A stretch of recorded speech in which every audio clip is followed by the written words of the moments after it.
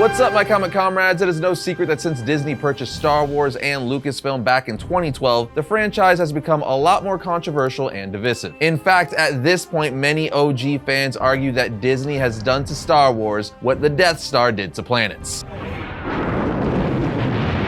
But regardless of where you fall on the Disney Star Wars era, it is undeniable that the galaxy far, far away has experienced many ups and downs over the 12 years it's been under their control. And more recently, we're looking at you, Acolyte. There have been more L's than W's. So with everyone wondering where the Star Wars universe will go from here, we want to take a holistic look at the franchise by first identifying what made Star Wars the pop culture juggernaut it became, with one of the largest and most loyal fan bases in the world. Then pinpoint where things have gone off the rails and what has caused such an enormous rift between the creators currently steering the Star Wars ship and many of its fans. But before we get started, it goes without saying that this is a hotly debated and divisive topic right now, so please treat each other respectfully in the comments, because everyone in the variant community is entitled to their own opinion without being personally attacked. But you are not entitled to being a douchebag and treating others like garbage, so, you know, kindness is king. For now, let's dive into the rise and fall of the Star Wars universe. To set the stage, imagine it's 1977, you're 12 years old,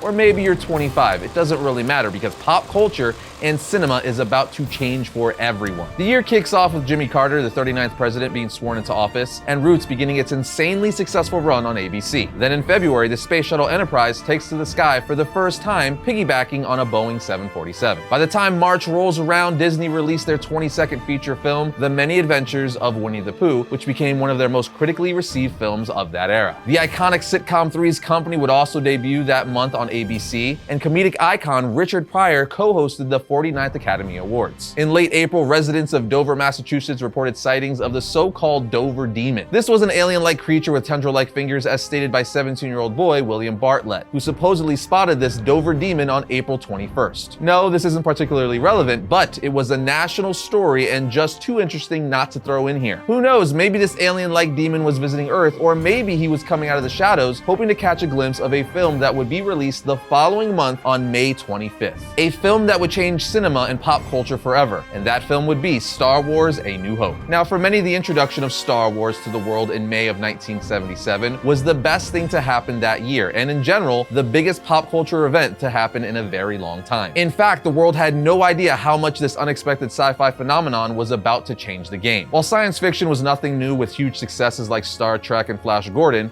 already cultural staples, Star Wars: A New Hope introduced visual effects and merged sci-fi and fantasy in a way audiences had never seen before, completely redefining the genre. From scale to innovative visual effects, George Lucas and his team pushed the boundaries in every single way. The use of practical effects, new VFX techniques, and innovative costume and makeup designs, to name a few, were mind-blowing to moviegoers at the time and inspired a whole new generation of filmmakers to imagine what else was possible. We are used to the amazing visual effects now, but many people, especially younger generations, don't realize that George Lucas, Star Wars, and Lucasfilm literally paved the way for a ton of advancements in cinema. The creation of Star Wars and the success of A New Hope led to the creation of ILM, who to this day is responsible for much of the visual effects in Hollywood. George Lucas created ILM in 1975 in order to meet the need of the complicated special effects challenges for Star Wars. You see, at the time, his vision for Star Wars was unlike anything Hollywood had ever seen, so there was nothing in place yet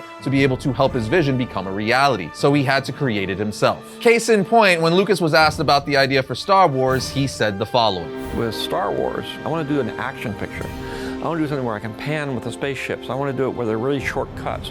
There's a lot of rhythm, a lot of pace, a lot of movement on the screen. I want it to be very, very cinematic. And at that point in time, that was impossible. You just could not do that with special effects. In the same documentary, ILM senior visual effects supervisor John Dykstra really solidified how new these methods were for Star Wars: A New Hope. Creating ILM to do the work for Star Wars was like gambling high odds bets. We knew we were taking a huge number of risks. We were incredibly naive to think that we were going to be successful in doing that.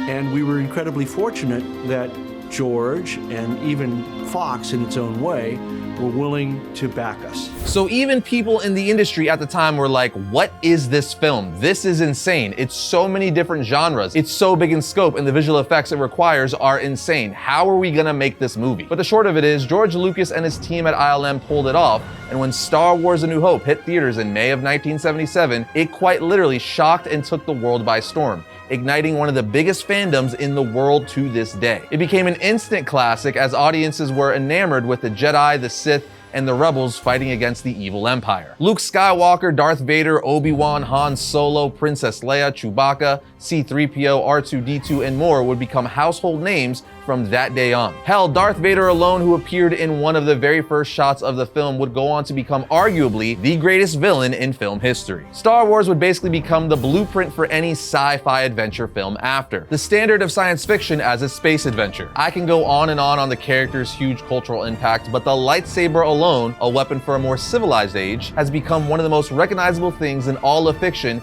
and it's not even a character, it's a weapon. The crazy thing is George Lucas wasn't even aware of the success of A New Hope. You see, George Lucas reminisced in a recent interview that when the film first came out, there were lines around the block, but he wasn't too enamored by it because, as he said, all science fiction films do good in the first week. I find the visual of George Lucas and Steven Spielberg making sandcastles together on the beach hilarious. Either way, up to this point, Lucas was not aware of the behemoth of a franchise he just created. But since we were just talking about the popularity of lightsabers, it's the perfect time to tell you about today's sponsor, LegionSabers.com, where their motto is, if your lightsaber is a toy, it is time to upgrade. And they're not playing. They sent over their Obi-Wan saber, Darth Maul's saber staff, and one of our personal favorites, the Dark Saber. And each of them are insanely awesome. I'm telling you, if you're looking for incredible saber designs, you gotta check out LegionSabers.com. LegionSabers.com sells battle-ready lightsabers that bring a galaxy far, far away right into your hands. These sabers are NeoPixel, which means they have LEDs inside the blade from top to bottom that light up your saber, with features like Fire Blade, Rainbow Mode, and Flash on Clash. Legion Sabers feels like the real thing. They even have gesture control so you can turn your saber on just by twisting your hand. To top it off, they also have more than 70 replicas and original designs to choose from at all price points. So forget about that toy you got and upgrade your saber to experience the lightsaber battles your inner Star Wars fan deserves. Their sabers are backed by a full year warranty, and if you go to LegionSabers.com/variant and use code VARIANT, you'll get up to 30% off your order. But wait, there's more. For a limited time, when you buy any saber, you'll also get a second mystery saber totally free. So up to 30% off plus a free second saber. You can't pass that up. The best deals of the year are happening right now, so don't wait. Just click our link in the description below. Okay, so the shocking success of Star Wars: A New Hope was just the beginning for a franchise that has grown into one of the largest and most beloved universes in all of fiction. To be specific, counting the Acolyte series that just wrapped up, and believe me, we got lots to say about that later, Lucasfilm has produced 30 Star Wars movies and TV shows, not to mention novels, comics, video games, endless merchandise, and much more. Since Disney's acquisition of the franchise and their Legends canon transition in 2014, there has been an onslaught of new canon Star Wars projects. This includes 49 Star Wars adult novels, 77 adult and junior novels, 14 Star Wars Lego short specials and TV programs, and 67 different comic series, 10 of which are still ongoing. This still doesn't even touch on mini comics, junior comics, audio dramas, or popular video games. With that much content, not everything is going to be a winner. And while it goes without saying that Disney Star Wars has made some freaking terrible decisions, which has led to some equally terrible content, it hasn't all been bad. But again, when it's bad, it's next level, are you outside of your mind bad? However, we're not there yet. We need to continue laying this out in order because this episode is a full examination of a massive franchise many of us love dearly and how it arrived where we are today. Which after season 1 of the Acolyte series, many Star Wars fans would argue it's a little place called rock bottom. But again, we're not there yet. Let's get back to our timeline. We briefly talked about how Star Wars changed the world when it was released in 1977, but its immediate follow-up is still known as one of the worst things under the Star Wars banner. Of course, I'm talking about the Star Wars Holiday Special that aired on CBS in 1978. It's widely regarded as one of the worst productions of any franchise. It includes the original cast and focuses on Chewbacca accompanied by Han going back to Chewie's homeworld to celebrate Life Day with Chewbacca's family, including his wife Mala, son Lumpy, and father Itchy. It's so bad it only aired once and then was never officially released on any home video format. You could watch bootleg bootleg copies online, but Lucas vaulted it from ever seeing the light of day again through Lucasfilm. But for all of its misgivings, it did give us the first appearance of Boba Fett, but that was its only redeeming quality. So because that is a pretty important piece to Star Wars history, Disney released that section of the special by itself as a short on Disney+. Now, the reason the special even got made was to capitalize on the massive success of A New Hope. Lucas apparently wanted to make a film of just Wookiees, which is what this was, but unfortunately, he wasn't able to be heavily involved due to working on his next movie. So I guess we can give him a pass, as he couldn't be everywhere at once, and he was busy working on what many people consider to be the best sequel in film history, Episode 5, The Empire Strikes Back, which hit theaters in May of 1980. Essentially, The Empire Strikes Back took everything we love from A New Hope and made it better. This is where we meet Yoda for the first time, and he trains Luke to be a Jedi before he dies. Han gets frozen in carbonite, and before this, we get the iconic "I love you, I know" exchange between him and Leia. And of course, it gave us one of the most memorable scenes in all of cinema history when Darth Vader reveals to Luke that he is his father after chopping off Luke's hand. He told me you killed him. No, I am your father. It's perfection. Put it all together and you have the Star Wars film that most fans say is the best of them. Anyway, when 1983 rolled around, Lucas would close out his first trilogy with Episode 6, Return of the Jedi. This was yet another fantastic entry into the Star Wars universe, showing us Luke, who has finally become a Jedi, saving Leia. But Leia is a badass herself and chokes out Jabba. Speaking of Leia, love it or hate it, Leia's metal bikini has become a conversation piece for years. Luke was also able to bring his father back to the light side of the Force, the Emperor was defeated, and the second Death Star was blown up. It's all around a great movie, but at this point, after completing what's considered to be one of the greatest film trilogies ever produced, Star Wars would go dark for a bit, at least on the theatrical film side of things. In 1984, we got Caravan of Courage, an Ewok adventure. This was an Ewok spin-off TV movie that's often forgotten, but you could stream it on Disney+. It was a TV movie here in the States, but outside of the US, it was given a theatrical release. It was received with moderate success. People don't absolutely love it, but it doesn't really get torn down often either. And I know a lot of people have fond memories of it from their youth. We also got the Ewoks animated series and the Droids animated series, both released in 1985, giving us the Ewoks and Droid Adventure Hour on ABC every Saturday morning. So kids could eat their Fruity Pebbles or cereal of choice while watching an hour of Star Wars cartoons. Both animated series are considered by a lot of fans as 80s cartoon staples. But after that, Star Wars fans wouldn't see another proper entry into the galaxy far, far away until 1999, when Lucas returned with the first film of the prequel trilogy, Star Wars Episode 1, The Phantom Menace. Those of us who were big Star Wars fans were freaking out with anticipation for this movie. If you're a 90s kid like me, this is our Star Wars. Don't get me wrong, I love the OG trilogy, but I got to live through the initial hype and release of all the prequels. And let me tell you something, seeing Darth Maul ignite his double-sided lightsaber for the first time when the movie's trailer came out blew my 12-year-old mind. Not only did he look amazing, but he also had a lightsaber staff, which we had seen in novels and comics, but never in live action up until that point. The hype was real, and it gave us one of the best live action lightsaber duels, Duel of the Fates. We would then get Episode 2, Attack of the Clones in 2002, and Revenge of the Sith in 2005. But between the two films, Lucas released the 2D Clone Wars animated series of shorts, which are fantastic. It was produced by Cartoon Network and the creator of Samurai Jack. This series filled in some of the time between Attack of the Clones and Revenge of the Sith, like introducing Asajj Ventress and General Grievous, even explaining how Grievous got his cough, which was caused by Mace Windu force crushing his chest. However, this series was later removed from Star Wars canon years later. Then Episode 2, Attack of the Clones gave us some great scenes like the Battle of Geonosis, the intro of the Clone Troopers, the intro of Jango Fett, the first time Anakin fights Dooku, which ends with him losing his hand, and of course, the first time we see Yoda have a lightsaber duel when he fights Dooku. It's amazing. All in all, I think it's a solid movie. Moving on to Revenge of the Sith, probably my favorite Star Wars movie, or at least tied with Empire for many reasons, but a big one is because we get to see the turn of Anakin into Darth Vader. Now, I love the prequels, as I'm sure a lot of people my age do, given this is the Star Wars we grew up with in theaters. However, they were not very well received for a long time, as the people who grew up with the original trilogy did not appreciate Jar Jar or several other decisions that Lucas made with the prequels. It seemed like a departure from the Star Wars they grew up with, but hey, in Lucas we trust. In fact, Lucas even brought up that some of the complaints he was getting made no sense, as people had similar complaints about characters and things in the original trilogy. Here's a small sample of that interview. We had to come up with another way of creating all that stuff. And there were a lot of stuff that, finally with visual effects we could do that we couldn't do before. So we did it, and of course, the critics and the fans who had been 10 years old when they saw the first one, you know, that's terrible, that Jar Jar is terrible. I said, you know, everybody said the same thing about about 3PO. That guy's so irritating, why don't you get rid of him? There was a huge thing about getting rid of 3PO. And then when I did the third one, the Ewoks, they said, well, those are little teddy bears, those are little kids, this is a kid's movie. We don't want to see a kid's movie. We want to see an adult film. I said, it's a kid's movie. It's always been a kid's movie.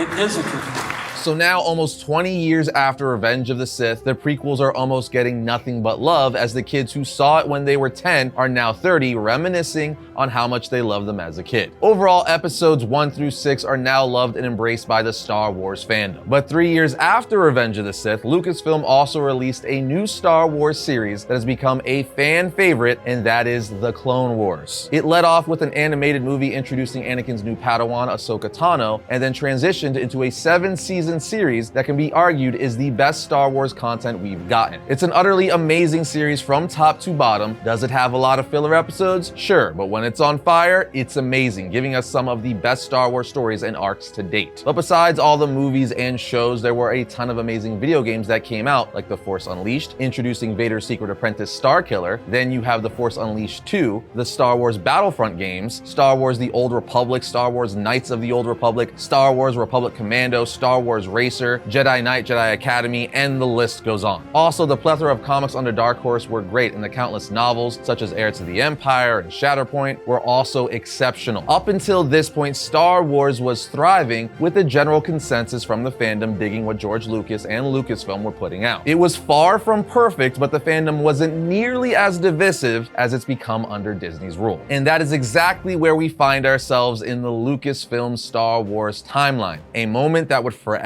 alter the path of the Star Wars universe when in 2012 George Lucas made the decision to sell Lucasfilm to the Walt Disney Company for $4 billion, a price tag that actually looks like a bargain today. Regardless, soon after the acquisition, Disney wasted no time and quickly greenlit a brand new Star Wars trilogy. But here's the kicker, they decided it would not be the trilogy that George Lucas had outlined and also sold to Disney during their purchase, a move that left George Lucas feeling completely betrayed, and rightfully so. As a glimpse into how it went down, Bob Iger in his memoir, The Ride of a Lifetime, Lessons Learned from 15 Years as CEO of the Walt Disney Company, explained that when Lucas sold to Disney in 2012, Disney also bought the story outlines for 3 new Star Wars films, episodes 7 through 9. Iger says, quote, "We made clear in the purchase agreement that we would not be contractually obligated to adhere to the plot lines he laid out." End quote. Which is undoubtedly a concession George Lucas deeply regrets, because obviously they did not use anything close to the outline that he wrote and sold to them, which is why things are such a mess right now. Disney's revamped Lucasfilm, now under the leadership of Kathleen Kennedy, decided it would scrap Lucas's outline for the next 3 Star Wars films and create their own version of Star Wars for a new generation instead. Enter The Force Awakens in 2015. Iger went on to say in his book when presenting The Force Awakens to George, quote, "George immediately got upset as they began to describe the plot, and it dawned on him that we weren't using one of the stories he submitted during the negotiations. George knew we weren't contractually bound to anything, but he thought that buying the story treatments was a tacit promise that we'd follow them, and he was disappointed that his story was being discarded. I'd been so careful since our first conversation not to mislead him in any way, and I didn't think I had now, but I could have handled it better." End quote. And this is the big aha moment for Star Wars fans who are unhappy about the direction things have gone under Disney. Here's the CEO of the Walt Disney Company openly admitting that they had an alternate agenda for the franchise even during negotiations, and while Iger says he was acting in good faith, it very much feels like an ethical loophole, and they pulled a fast one on old George. And the nagging question for most fans remains, why would you not use the story outlines of the creator of the franchise you just paid $4 billion for? Wouldn't you want to finish out the Skywalker saga with the vision he had, so at least episodes 1 through 9 were one linear, cohesive vision? Then after the Skywalker saga was concluded, you could do your spin-offs and whatever else you wanted. And you can't say it was a money decision, because finishing the Skywalker saga as George intended likely would have made even more money in the long run than the trilogy they made, and you would have earned the trust of existing Star Wars fans. And that's what makes it so infuriating. Every time I think about this, it just pisses me off. It's unfortunate what they did to George. I don't care what Iger said. If George was upset that they weren't going to use the outlines he sold them, there must have been aspects of the discussions that caused George to believe they were going to stay true to his vision. Otherwise, why include include as outlines in the deal. It very much paints the picture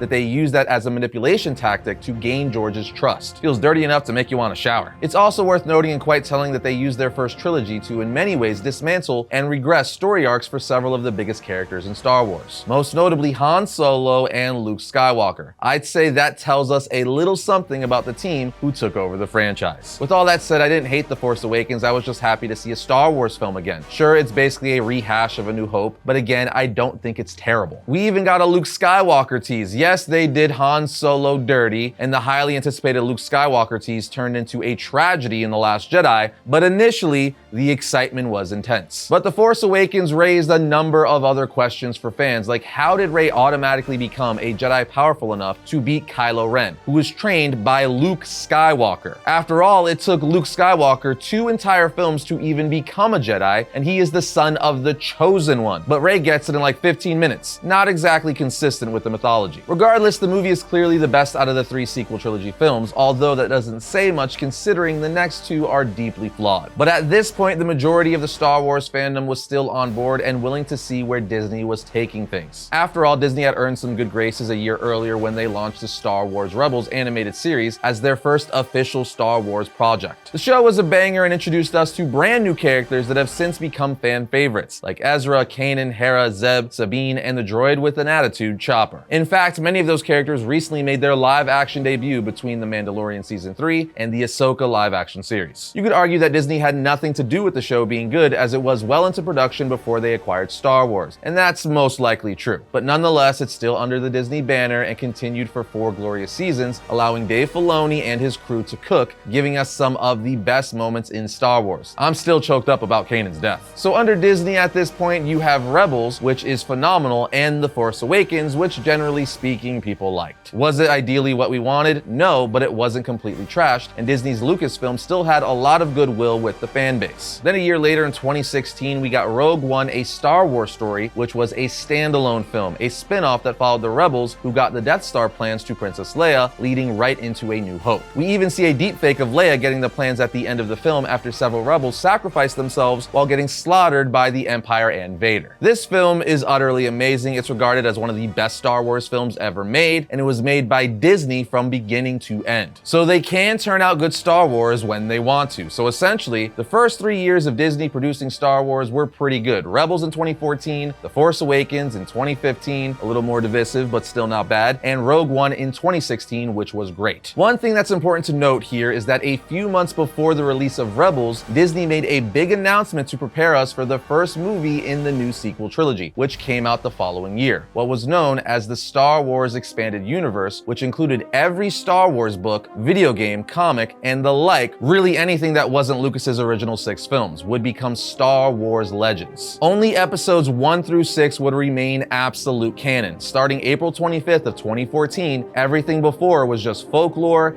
and going forward, Disney would start a new continuity. Sure, many things crossed over to become canon, but some looked different, like Han and Leia went from having 3 kids to 1 emo child. This radical redesign gave Disney a blank canvas to do whatever they wanted without having to keep track of a bajillion storylines from the past 40 years. This was taken by many OG fans as the first shots across the bow. Those beloved stories they grew up on, spanning tens of thousands of Star Wars years, are now just myth, campfire stories with no effect on the real Star Wars history. As you can imagine, this decision did not please everyone. As for the comic side of things, Dark Horse's previous comics were now part of Legends, and Marvel would be producing Star Wars comics now, as Disney also owns Marvel. Plus, Marvel was the first publisher to print Star Wars comics back in 1977. So now that all the expanded universe stuff, aka the novels, video games, and comic books that came out before Disney acquired Star Wars, was now turned into Legends, it means it was no longer canon. Disney would now use Marvel Comics to publish new Star Wars comic books that established the new canon for Star Wars. A lot of which is unfortunate because the expanded universe stuff was some of the best Star Wars content we've gotten, introducing some of the coolest things to the franchise. However, I will say Star Wars comics under Disney and Marvel have been pretty good, notably several of the Vader series done by Charles Soule, exploring Vader dealing with the loss of Padme, and we also learn how the Sith make their kyber crystals bleed, turning them red. Greg Pak is also doing a great job on his Vader comic, but the main Star Wars title has been good too, and so have several of their events, like War of the Bounty Hunters, which shows us what happened to Boba when he was on his way to deliver Han and Carbonite to Jabba, or how about the Son of Dathomir 4-issue series that shows us what happened to Maul after Emperor Palpatine killed Darth Maul's brother Savage Opress and then took Maul prisoner. However, there's always one black sheep, and for us, that would be the High Republic era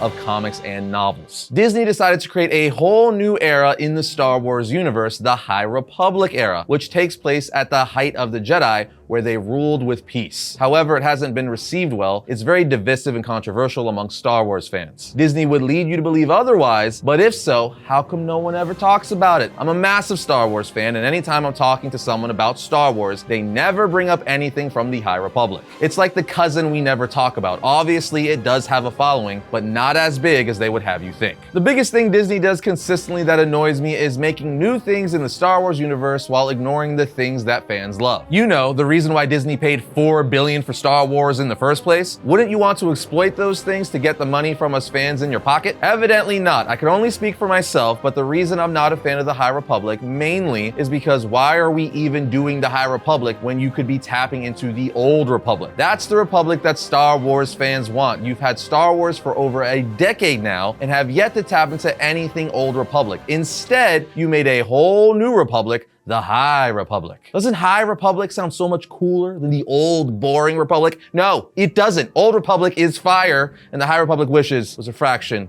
as good as the Old Republic. I'm going really nerdy here, but I'm very passionate about this. It's just insane that they have yet to tap into one of the coolest aspects of the Star Wars universe. One that would potentially make them the most money going forward. But hey, what do I know? I'm just a fan and would be the one giving them the money. Like, who wouldn't want to see Revan, Malik, Malgus, Bastila Shan, Satil Shan, and more? But let's get back to the Star Wars film timeline, because Disney gave us another Star Wars film in 2017, The Last Jedi, and this is where the turn for the worse began. The main reason myself and so many of you are upset with this movie is because of what they did to Luke Skywalker. They made him a hermit who essentially turned his back on the Jedi. It was such a disgrace, it's not even funny. The way they utterly butchered his character is one of the biggest character screw-ups of an iconic character I've ever seen, probably the biggest. But you know what? Let's see what Mark Hamill, Luke Skywalker himself, thinks about his tease at the end of The Force Awakens and his role in The Last Jedi as Luke Skywalker.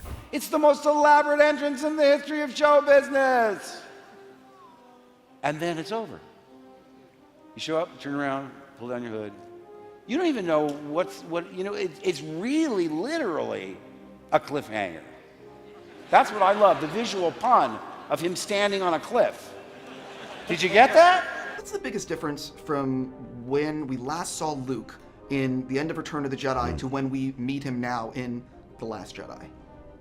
That's the mystery of the ages. I had to try and fill in that for myself.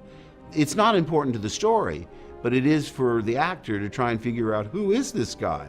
How did the most optimistic, hopeful character in the galaxy turn into this hermit who says it's time for the Jedi to end? I read that and I said, what? I mean, that's not what a Jedi does. When I read 8, I told Ryan, I fundamentally disagree with virtually everything you've decided about my character. Bravo for them to make Rey a orphan from the desert who discovers inner powers, inherits a robot with important information that leads to the destruction of the Death Star. It's fresh because it's a woman. I say George Lucas because he gave me everything, and he's a wonderful person, and we all miss him. Once I saw Force Awakens for the first time at the screening he was at, and when I saw him, I gave him a hug and whispered in his ear, "It will never be the same." I'd say that just about says it all. If Luke Skywalker himself is tearing down what they did to his character in the Skywalker saga, doesn't that drive home the utter debauchery that started with The Last Jedi and ended with The Rise of Skywalker? If it doesn't, I don't know what will. As I said, I didn't mind The Force Awakens, but when I really think about it, I hate it for laying the groundwork of what was to come after, as it set up two of the worst Star Wars films in my opinion. The Last Jedi and The Rise of Skywalker. Even Snoke was a complete and utter letdown, being quickly killed off in The Last Jedi, and you had the great Andy Serkis playing him. Before I get into the weeds on that, after The Force Awakens in 2018, we got Solo, a Star Wars story, which is the film that derailed all Disney Star Wars movies because of its poor performance. The only reason we got The Rise of Skywalker after it was because it was already in production, and they had to complete the sequel trilogy. The funny thing is, Solo, a Star Wars story, which is a prequel movie giving us Han Solo's origins of sorts, showing us Han in his early years and how he met Chewbacca, isn't that bad of a movie. Hell, at the end, we even got a brief appearance of Ray Park reprising his role as Darth Maul, with the Darth Maul voice actor from the Clone Wars, Sam Witwer, doing his voice. It was perfect. I would argue the only reason it did so horribly at the box office, making just under $400 million worldwide on a $300 million budget, is because of how pissed off Disney made its Star Wars fans with The Last Jedi, ruining Luke Skywalker. Again, even Mark Hamill was going on rants about it in press interviews. Essentially, the fandom boycotted, being like, you pissed us off, you're not getting our money, which we honestly need to do more often. It's the only way to get what we want. Hit them where it matters, the studio's pockets. I feel kind of bad for everyone involved with Solo because, again, the movie is not great, but it's also not bad. I had fun watching it. It could have been better, but apparently there were lots of cooks in the kitchen, which is why original directors Chris Miller and Phil Lord left the film, with Ron Howard coming in to salvage it. It also sucks because if the film did well, we probably would have gotten a spin-off movie with Darth Maul and Crimson Dawn, as it was revealed that Kira was part of it, working with Maul. Anyway, after this in 2018, Disney tried their hand at giving us an animated series based in the sequel era,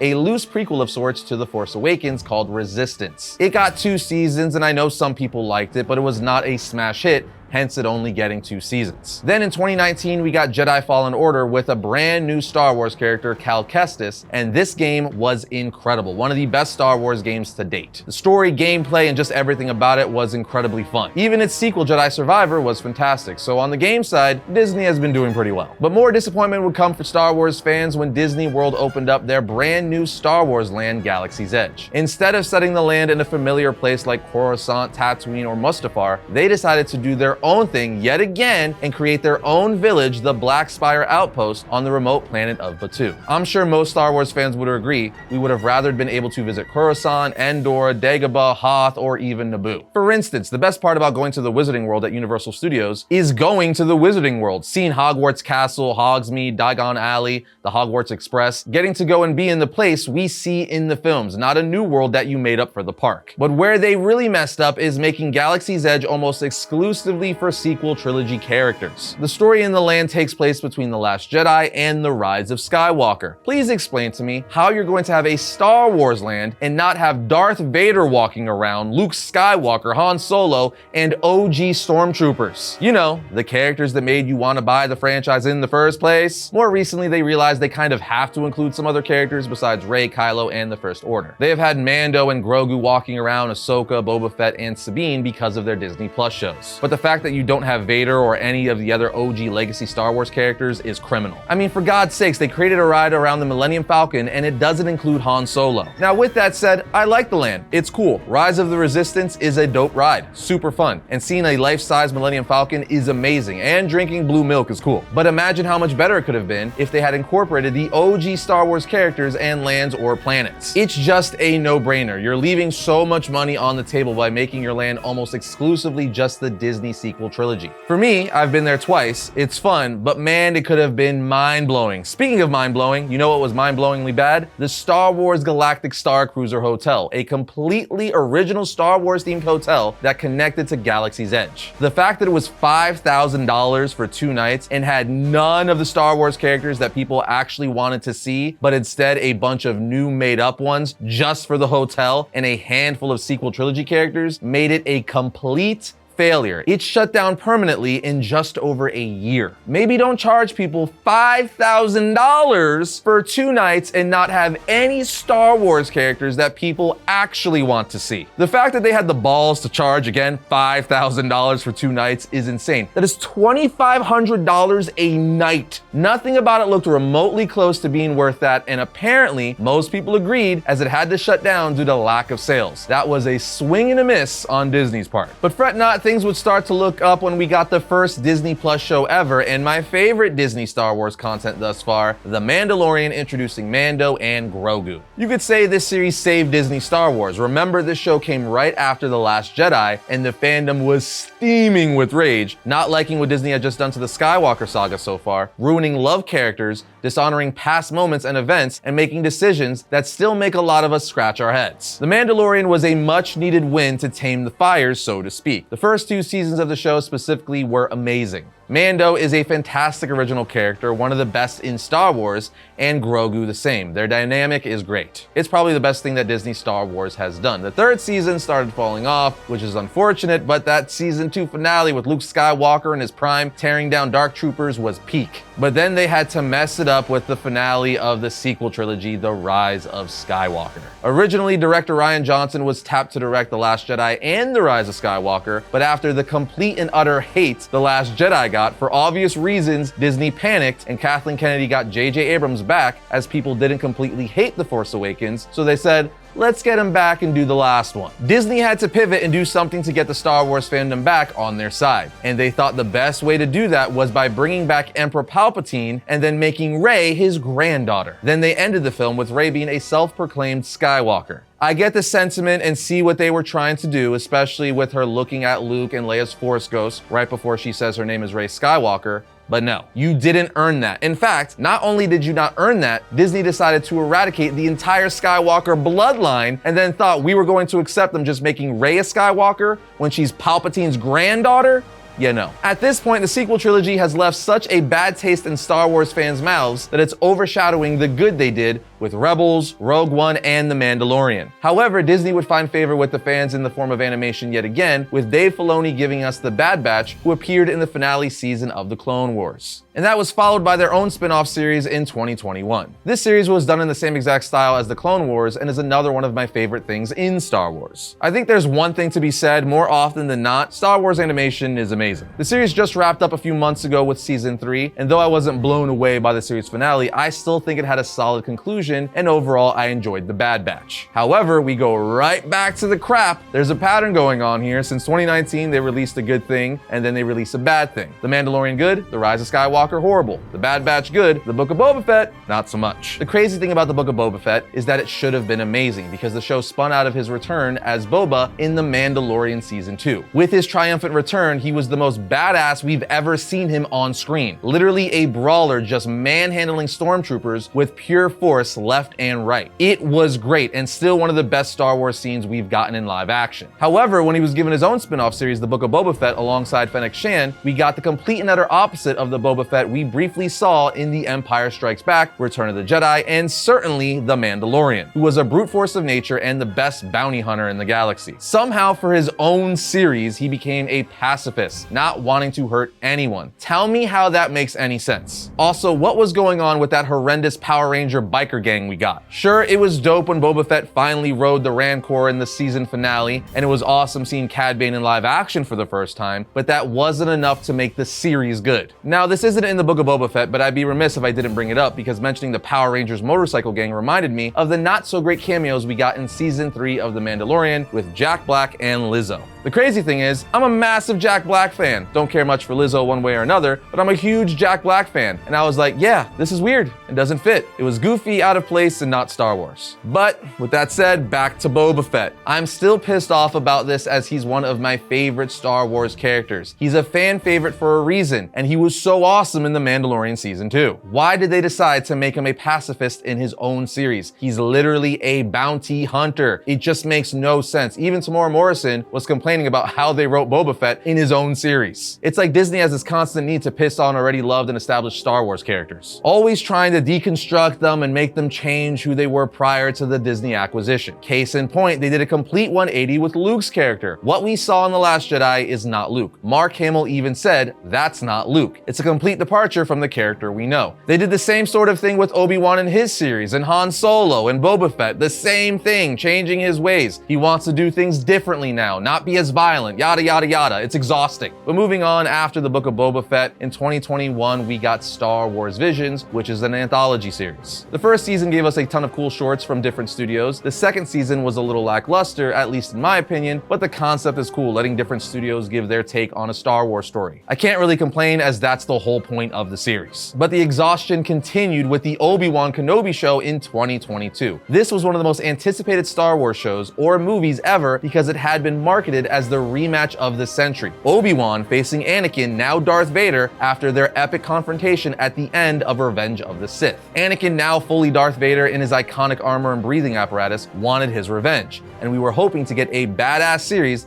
that heavily focused on that. We expected a deep dive into Obi-Wan and Anakin's relationship, but instead we got sprinkles of that with a ton of unnecessary storylines about a young Princess Leia and a former youngling who was almost killed by Anakin the night he raided the Jedi Temple. Years later, she became an Inquisitor wanting revenge on Vader. Tell me why, in an Obi-Wan Kenobi show that was literally marketed as the rematch of the century between Obi-Wan and Vader, we would want to see Obi-Wan running around with young Princess Leia and then have another story dealing with a brand new character named Reva who wants revenge on Vader for her own reasons. Did we get the rematch in the final episode? Yes, but at that point it almost felt like an afterthought. 80% of the show should have been dealing with Obi-Wan and Vader's relationship through flashbacks, present confrontations, and so on. But instead, we got an Inquisitor that no one cared for, taking up most of the screen time, and a young Princess Leia story taking up another good amount of screen time. They also did the same broken down, battered hero thing with Obi-Wan, where he's kind of defeated and a recluse. It's the same thing they did with Luke, and it's just exhausting. Don't get me wrong, I get it. The Republic fell, Order 66 happened, Jedi were hunted and killed, and he was forced to kill Anakin, who was like a brother to him. It wasn't until the show that he found out he survived, so I get it. He's bummed out. But at the same time, he's also one of the greatest Jedi who ever lived. So he wouldn't just give up and be this hollow shell of a human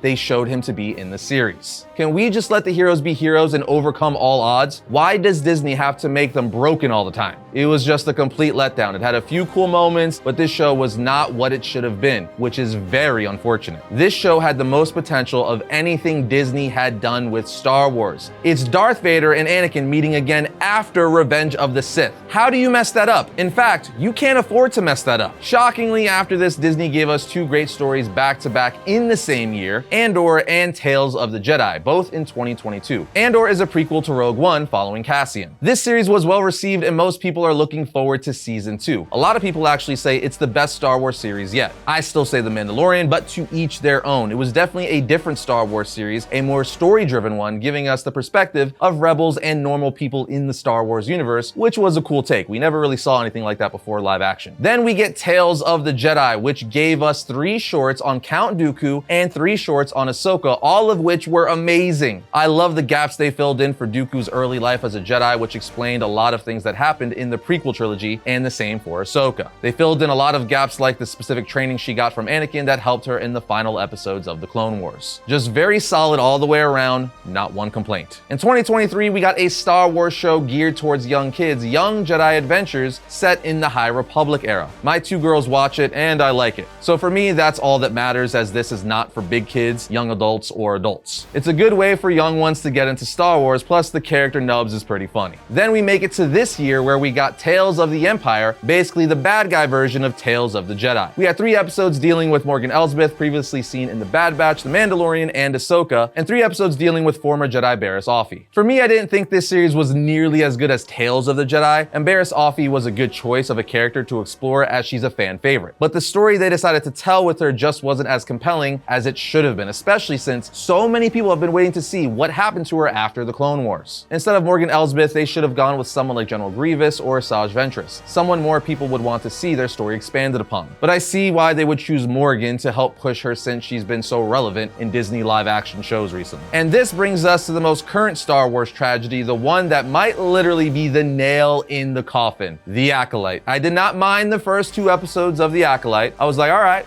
let's see where this goes. This could be fine. But once episode 3 hit, my God, the crap hit the fan. In episode 3 of The Acolyte, it's revealed that this brand new coven we're introduced to in the series was able to create twin girls via the Force. That's right, there was no father needed. The head witch of the coven, Anastasia, was able to impregnate her wife, Mother Coral, with the thread, aka their version of the Force. That's right, they believe the Force is actually a thread that you pull on to manipulate things and not a power you wield. Even though Yoda clearly told us differently in The Empire Strikes Back. But that's not even a big deal for me. That's just how they interpret the Force. Like religion, everybody interprets things differently. However, what is a big deal and a slap in the face to the Star Wars community is the fact that they created children with the thread, aka the Force, with no father needed 100 years before the Phantom Menace. Why is this a slap to the face of the Star Wars fandom? Well, because, as we all know, it was revealed in the Phantom Menace that Anakin, as the Chosen One was also conceived by the Force. His mother straight up told Qui-Gon there was no father, she just became pregnant. The Force created him as the Chosen One to bring balance to the Force, but the Acolyte, which takes place 100 years before the Phantom Menace, revealed that Anakin was not the first child to be created by the Force. Instead, we learned twins were created by the Force way before Anakin, downplaying how special he is. That's the whole point of the character. He's the Chosen One. The Force created him without a father. That's what made him special, but apparently not the only one, and he wasn't even the first. I don't know what Disney's obsession is with downplaying iconic Star Wars characters. They did the same thing with Rey. In her first movie, she was able to defeat Kylo Ren, who was trained by Luke Skywalker. Without any previous Jedi training, she was able to beat a pretty powerful Force user who was trained by Luke Skywalker, when it took Luke Skywalker 2 films to become a Jedi and powerful in the Force when he was trained by Yoda. And now they're creating twins with the Force, which downplays how special Anakin is, being like, yeah, not only was he not the first, but twins were also created without a dad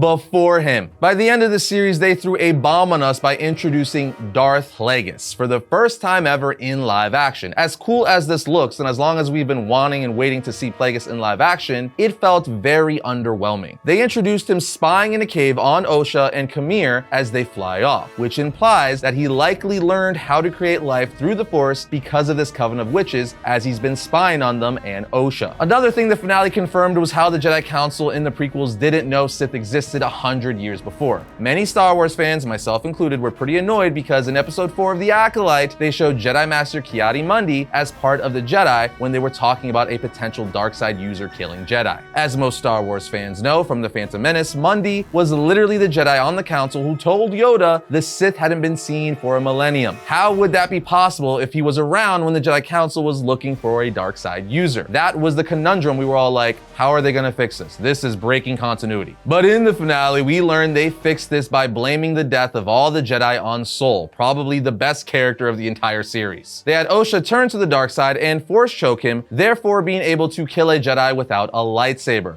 Then we're gonna have Vernestra blame Sol for killing all the Jedi so that all the higher-ups and the rest of the Jedi Council don't know there really are actual Sith out there in the galaxy. This works as it doesn't break continuity, but it does downplay the Jedi and makes them look like bad guys only making horrible decisions like Sol killing and keeping it from the Jedi Council for Osha's own good. It just came off as selfish and him just being desperate for a Padawan. And Vernestra keeping it a secret that there are Sith in the galaxy when she should be telling them so they can go after them and eliminate them. This series effectively shows the Jedi as horrible and selfish, only doing things to satisfy them or protect their image, while implying the Sith in this series are just there to rebel against the evil Jedi who are corrupt and selfish. I'm so tired of this ambiguous evil thing. Why can't we just acknowledge that there is such a thing as true evil and true good, and that the Jedi and Sith are supposed to represent just that? Sure, George Lucas himself has explored the Jedi being flawed and not making the right decisions all the time, as seen in the prequels, but that was very much done in a way to explore that even good people do mess up and make bad decisions sometimes. But you still knew no matter what, the Jedi are good and the Sith are evil. However, in The Acolyte, they're trying to blur those lines, saying the only reason Osha turns to the dark side and bleeds a kyber crystal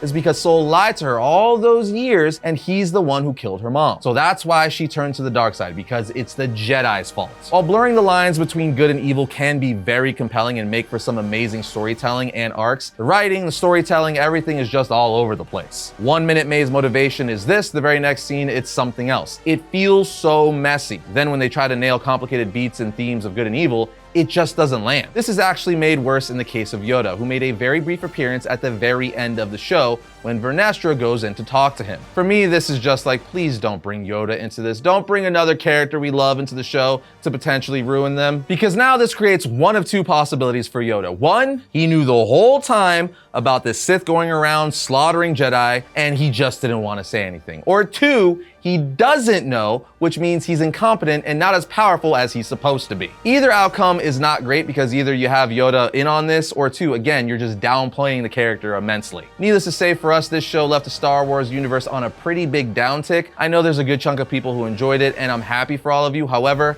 That is not us. It's doing things to Star Wars that's just pissing fans off. And for me, the story isn't even compelling. It's just kind of boring. The problem is, it's going to be pretty hard to win the Star Wars fandom back after the divisiveness of this series. Obviously, you have people that like it, but I'd say overwhelmingly, Star Wars fans are not a fan of it. Even though we have Skeleton Crew coming out later this year, I feel like The Acolyte is going to do the Skeleton Crew a disservice, as fans are going to have a bad taste in their mouths overall. All that to say, Star Wars went from generally being a very fan-loved franchise to now being more controversial and split than ever. This is mainly due to so many questionable decisions with loved characters. Don't get me wrong, no fandom is perfect and Star Wars is no exception, but you cannot argue that ever since Disney bought Star Wars, the fandom has gotten more riled up and angrier than ever. But the question is, why is that? What is Disney doing that's making the fans act this way? Do the fans want to hate the franchise they love so much? No. It's the fact that Disney is doing stuff that is clearly not what the majority of the audience wants. Disney needs to get back to the basics of what made Star Wars such a fan-loved franchise in the first place, and that is giving us stories that are compelling and universal. Stories of good versus evil. Stories like the first 2 seasons of The Mandalorian, Rogue One, or the 7th season of The Clone Wars. Disney has put out some good Star Wars content, but they've also done a whole lot of harm with the sequel trilogy, The Book of Boba Fett, The Galactic Star Cruiser Hotel, Galaxy's Edge to a certain extent, The High Republic, the Obi-Wan series, The Acolyte, and the list goes on. And some of those things are irreversible. And honestly, I don't know how hopeful the future is looking because we have stuff like the Skeleton Crew, which as I just mentioned, is coming out and is starring Jude Law. It's said to basically be the Goonies but Star Wars, and that sounds great, but I'm not sure I can give them the benefit of the doubt. We also have the Rey Solo movie on deck. Apparently, she's the one who's going to rebuild the Jedi Order, and we know that's probably not going to be great considering most diehard Star Wars fans are not a fan of that era of Star Wars or any of the characters from the sequel trilogy. Not to mention it's being directed by Charmaine Obaid-Chinoy. For those of you who don't know, she was one of the heads of the Miss Marvel Disney Plus series. I know some people liked it, but for me, that is one of the worst things the MCU has ever done. So that doesn't give me much faith, knowing she's the one directing the Rey movie. However, Dave Filoni is also writing and directing a Mandalorian theatrical film that is set to tie into the Mandalorian universe shows like Ahsoka, The Book of Boba Fett, and so on. That could be really good, but at the same time, The Book of Boba Fett was a Mandalorian universe show, and that wasn't great. Lastly, amazing director James Mangold is doing a movie titled Star Wars Dawn of the Jedi, a story set 25,000 years before Star Wars A New Hope, and focuses on the discovery of the Force. That actually sounds really cool, but again, we're just going to have to wait and see,